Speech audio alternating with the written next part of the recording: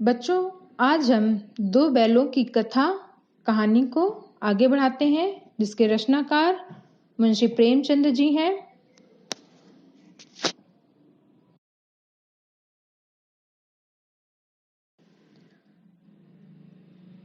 तो इस कहानी में अब तक आपने सुना, झूरी के दो बैल थे। उनका नाम था हीरा और मोती। दोनों ही बैलों में आपस में बहुत प्रेम था। वे साथ ही खाते, साथ ही काम करते और साथ ही आराम करते।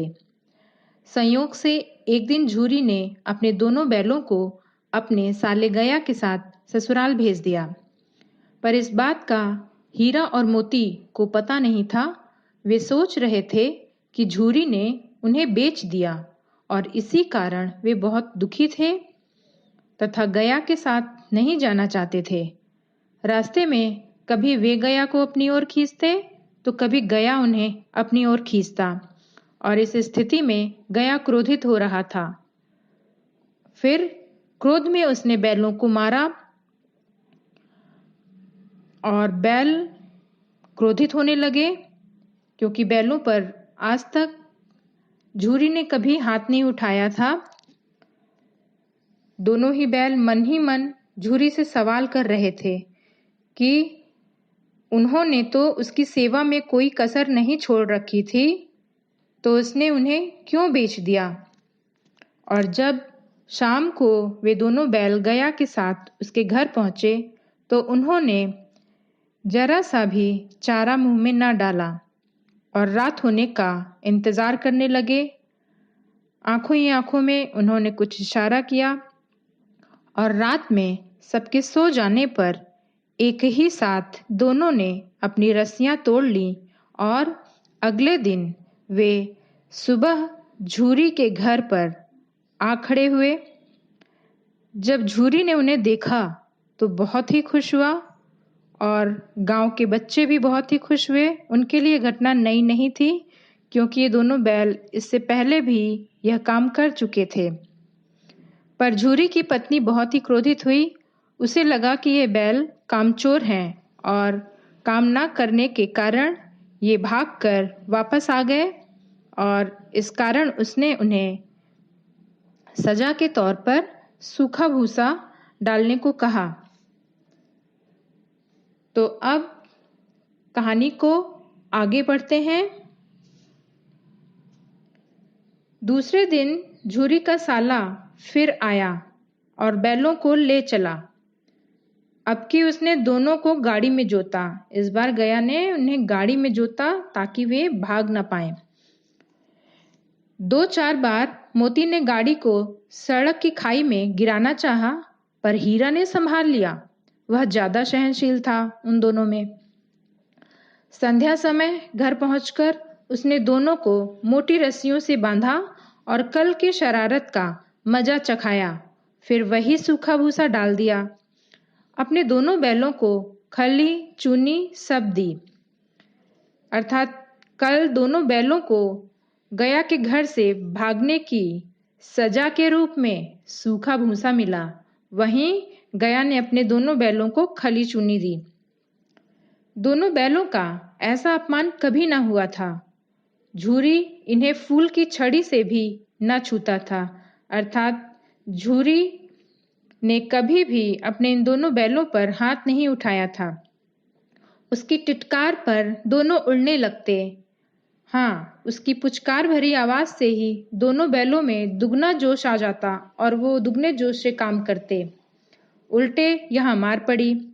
आहत सम्मान की व्यथा तो थी ही, उस पर मिला सूखा भूसा।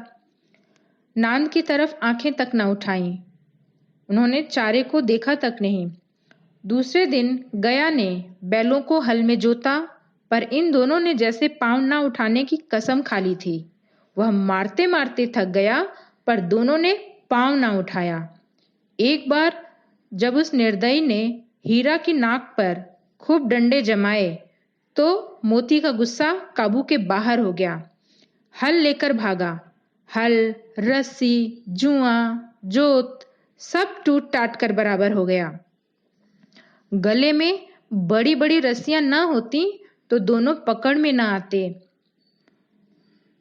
हीरा ने मौन भाषा में कहा कि अब भागना बेकार है। मोती ने उत्तर दिया, तुम्हारी तो इसने जान ही ले ली थी, अब की बार बड़ी मार पड़ेगी। पढ़ने दो, बैल का जन्म लिया है, तुम मार से कहां तक बचेंगे। गया 2 आदमियों के साथ दौड़ा आ रहा था। दोनों के हाथों में लाठियां हैं। मोती बोला, कहो तो दिखा दूं कुछ मजा मैं भी। लाठी लेकर आ रहा है। हीरा ने समझाया, नहीं भाई, खड़े हो जाओ।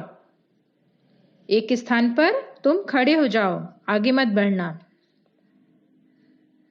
मुझे मारेगा तो मैं भी 1-2 को गिरा दूंगा, मोती ने कहा।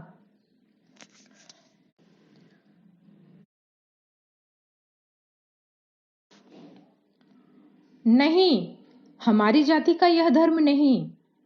हीरा ने मोती को शांत कराने का प्रयास किया और समझाया कि यह हम बैलों का धर्म नहीं है।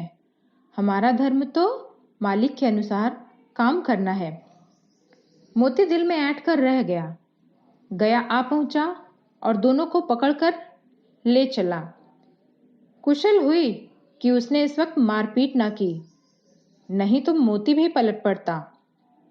और यह अच्छी बात हुई कि उस वक्त गया ने उन दोनों के साथ मारपीट नहीं की, नहीं तो मोती ने सोच रखा था कि वह पलटवार अवश्य करता।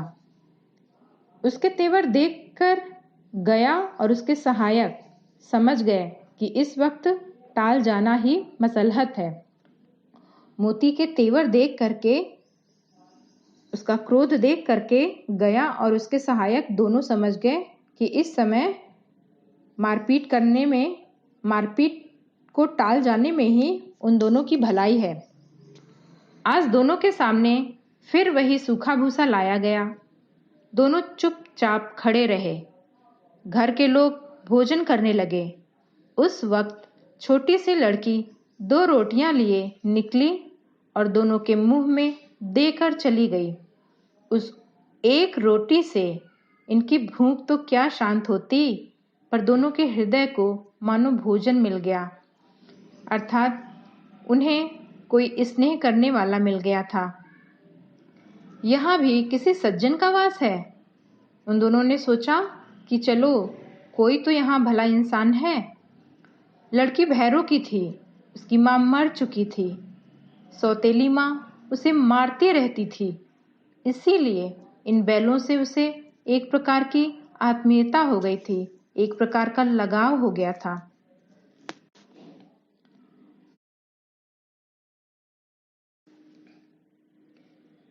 दोनों दिन भर जोते जाते, डंडे खाते, अड़ते, शाम को थान पर बांध दिए जाते और रात को वही बालिका उन्हें 2 रोटियां खिला जाती। तो दिन भर उन्हें जोता जाता खेत में और बाद में उन्हें बहुत उनकी पिटाई भी की जाती, इससे वो क्रोधित भी होते। और शाम को पशुओं के बांधने का स्थान, जिसे थान कहते हैं, वहां पर उन्हें बांध दिया जाता और रात होने पर वही बच्ची उन्हें 2 रोटियां खिला के जाती थी। प्रेम के इस प्रसाद की यह बरकत थी कि 2-2 गाल सूखा भूसा खाकर भी दोनों दुर्बल न होते थे, मगर दोनों की आंखों में रोम रोम विद्रोह भरा हुआ था। वे दोनों, ऐसा लगता था मानो उस बच्चे के हाथों से रोटी खा करके मानो वे दुर्बल नहीं हो रहे थे, अर्थात उन्हें सूखा भूसा मिल रहा था, पर शायद वे बच्ची के स्नेह के कारण ही दुर्बल नहीं हो रहे थे। और उनकी आंखों में विद्रोह भरा हुआ था, क्योंकि दिन भर उनके साथ बहुत ही बुरा बर्ताव होता था। एक दिन मोती ने मूक भाषा में कहा, अब तो सहा नहीं जाता हीरा। एक दिन मोती ने अपनी मौन भाषा में हीरा से कहा कि अब उससे नहीं सहा जा रहा। हीरा ने कहा, क्या करना चाहते हो? मोती बोला, एकाध को सींगों पर उठाकर फेंक दूंगा। उसके अंदर इतना क्रोध था कि वो कहना चाह रहा हो कि मैं एकाध लोगों को उठा के फेंकना चाहता है, इतना उसके अंदर क्रोध भरा हुआ था।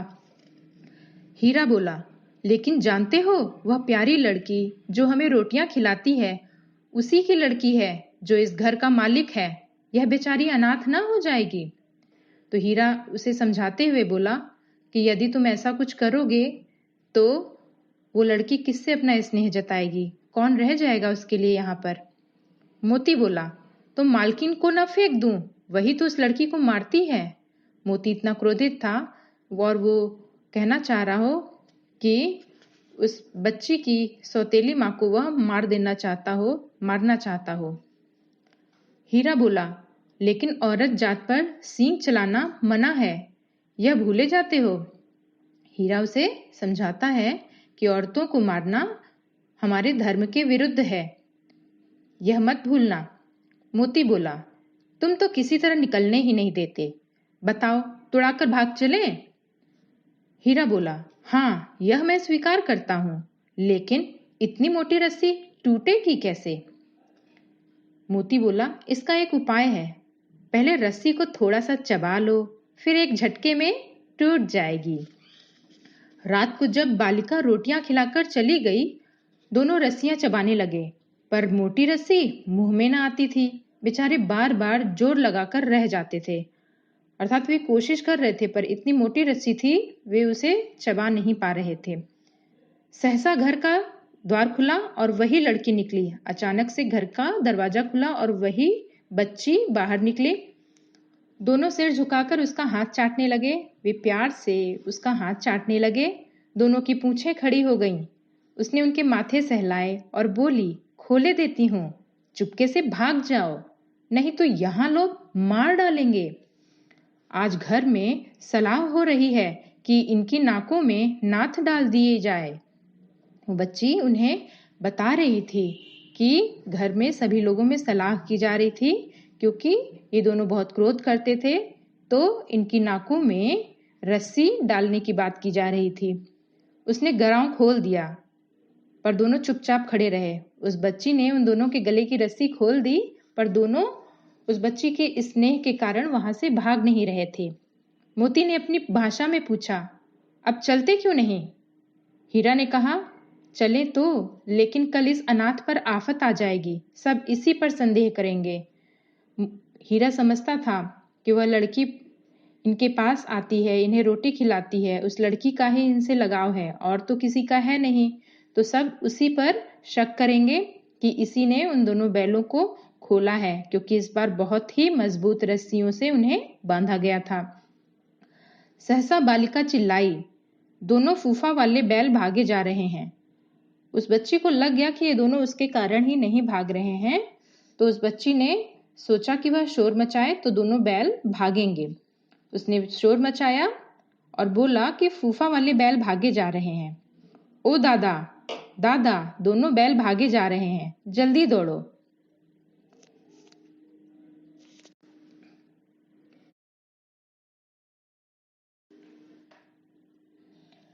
गया हड़बड़ा कर भीतर से निकला उस बच्ची की आवाज सुन करके और बैलों को पकड़ने चला। वे दोनों भागे। जैसे ही उन दोनों बैलों ने देखा कि गया आ रहा है, वे भागने लगे। गया ने पीछा किया और भी तेज हुए वो बैल, और तेज भागने लगे। गया ने शोर मचाया, फिर गांव के कुछ आदमियों को भी साथ लेने के लिए लौटा, क्योंकि वह अकेले उनको लौटा के नहीं ला सकता था, उसे आवश्यकता थी, क्योंकि वो जानता था इन दोनों ही बैलों का क्रोध। दोनों मित्रों को भागने का मौका मिल गया, सीधे दौड़ते चले गए, यहां तक कि मार्ग का ज्ञान ना रहा। वे मार्ग भूल गए थे, रास्ता भूल गए थे कि किस रास्ते से उन्हें झूरी के यहाँ जाना है। जिस परिचित मार्ग से आए थे उसका यहाँ पता ना था। वे जब थोड़ा आगे बढ़े तो समझ रहे थे धीरे धीरे कि ये वह मार्ग नहीं है। नए नए गांव मिलने लगे। तब दोनों एक खेत के किनारे खड़े होकर सोचने लगे, अब क्या करना चाहिए। और वे फिर एक खेत के किनारे खड़े होकर सोचने लगे कि अब वो ये रास्ता भटक गए हैं, तो अब क्या किया जाए। हीरा ने कहा, मालूम होता है राह भूल गए, तुम भी बेतहाशा भागे, वहीं उसे मार गिराना था। मोती ने कहा कि तुम बहुत तेजी से दौड़े, उसको तो अर्थात गया को वहीं मार गिराना था, उसे मार गिराते तो दुनिया क्या कहती। हीरा बोला, वह अपना धर्म छोड़ दे, लेकिन हम अपना धर्म क्यों छोड़ें। दोनों भूख से व्याकुल हो रहे थे। खेत में मटर खड़ी थी, चरने लगे, रह रह कर आहट ले लेते थे, कोई आता तो नहीं है। उस समय हीरा ने मोती को समझाया कि यदि हम उसे मारते तो वह हमारा धर्म नहीं था। हमारा धर्म मालिक की सेवा करना है, ना कि उसे चोट पहुंचाना। और वे भूख से व्याकुल थे और उन्होंने देखा कि मटर के खेत हैं, वहां मटर लहलहा रही थी और वे वहां पर आहट ले रहे थे, कोई है कि नहीं, और वे वहां मटर चरने लगे। जब पेट भर गया, दोनों ने आजादी का अनुभव किया तो मस्त होकर उछलने कूदने लगे। पहले दोनों ने डकार ली, फिर सींग मिलाए और एक दूसरे को ठेलने लगे। मोती ने हीरा को कई कदम पीछे हटा दिया, यहां तक कि वह खाई में गिर गया। तब उसे भी क्रोध आया, संभल कर उठा और फिर मोती से मिल गया। मोती ने देखा खेल में झगड़ा हुआ चाहता है तो किनारे हट गया। जब उन्हें लगा आपस में कि उनका यह खेल लड़ाई का रूप ले रहा है तो वे हट गए पीछे।